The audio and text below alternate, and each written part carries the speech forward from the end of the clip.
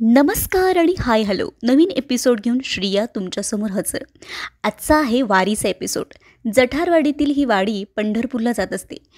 संकल्प नर्सरी इथं पहिला या वारीचा मुक्काम असतो. इथं पहिल्यांदा वारीचं स्वागत केलं जातं. वारीसाठी लागणारा सगळा प्रसाद इथं केला जातो. आणि या सर्वात प्रसादाचं खासियत काय माहिती आहे? इथे सगळे पुरुष मंडळी येऊन हा प्रसाद तयार करत असतात.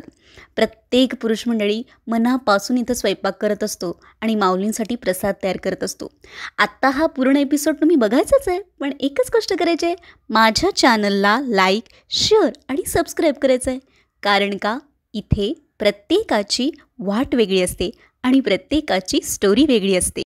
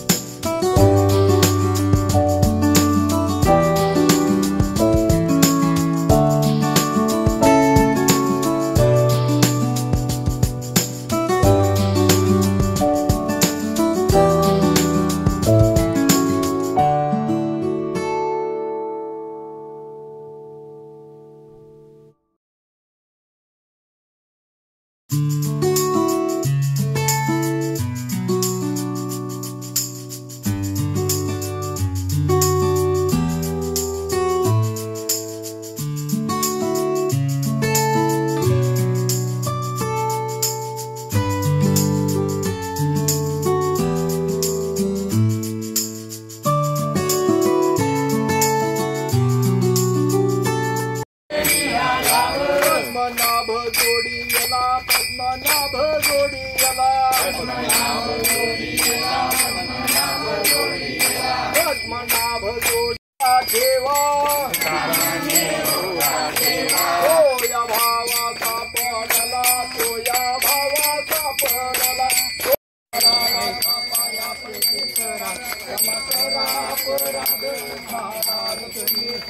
ज्ञानदेव तुकाराम भले समाधान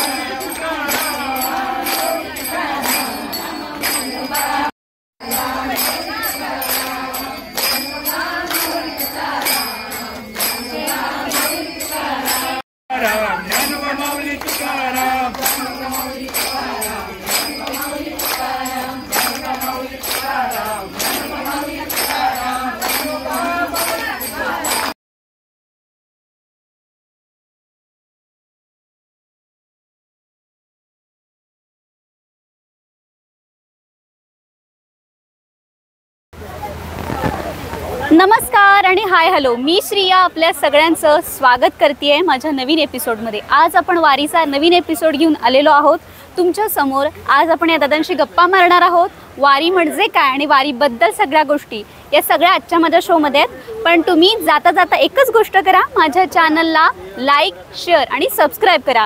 कारण का इथे प्रत्येकाची वाट वेगळी असते आणि प्रत्येकाची स्टोरी वेगळी असते. दादा, मनापासून स्वागत माझ्या शोमध्ये तुमचं. आणि तुमचं पूर्ण नाव सांगा. ज्ञानदेव चव्हाण. करते.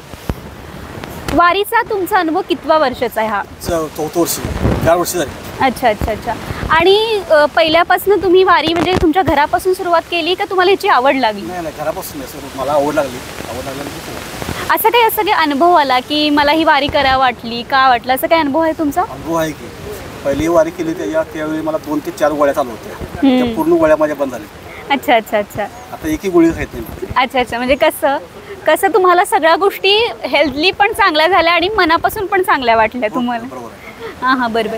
आता तुम्ही मगाशी सांगितलं की 4 वर्ष तुम्ही हा वारीचा अनुभव घेताय, तर प्रत्येक वर्षी वारीतला काय अनुभव असतो? प्रत्येक वेळेला वेगवेगळ्या प्रकारची माणसं भेटतात, नवीन उत्साह वाढतो. परत पुढच्या वर्षी ओढ लागते, परत कधी वर्षी जाईल, पुढल्या वर्षी कधी येईल, असं ओढ लागते. ओढ लागते. मला अजून एक सांगा दादा, की तुम्ही आता म्हटला की ह्या सगळ्या गोष्टी की त्या एका मॉबमध्ये चालत असतात सोबतीला लोकांसोबत घेऊन, मग तसा मित्रत्व आणि असा का आपलेपणा पण जोडला जातो का? एकदम जोडला होतो. नवीन माणसं भेटतात, सगळ्यांची परत एकोपा होतो. त्याच्यामुळे बाकीच्या कुठल्या गोष्टीचं काही टेन्शन राहत नाही. अच्छा अच्छा अच्छा अच्छा. तर या दादांशी आपण आता गप्पा मारलेल्या आहेत की तुम्हाला माहीत आहे वारी म्हणजे काय असतं आणि वारीचा अनुभव कसा असतो. पण जाता जाता तुम्ही एकच गोष्ट करा, माझ्या चॅनलला लाईक, शेअर आणि सबस्क्राईब करायला विसरू नका. कारण का इथे प्रत्येकाची वाट वेगळी असते आणि प्रत्येकाची स्टोरी वेगळी असते. धन्यवाद दादा. नमस्कार. माऊली तुकाराम, ज्ञानोबा माऊली तुकाराम, ज्ञानोबा माऊली तुकाराम, ज्ञानोबा माऊली तुकाराम, ज्ञानोबा माऊली तुकाराम, ज्ञानोबा माऊली तुकाराम. श्री ज्ञानदेव तुकाराम, पंढरीनाथ भगवान की जय.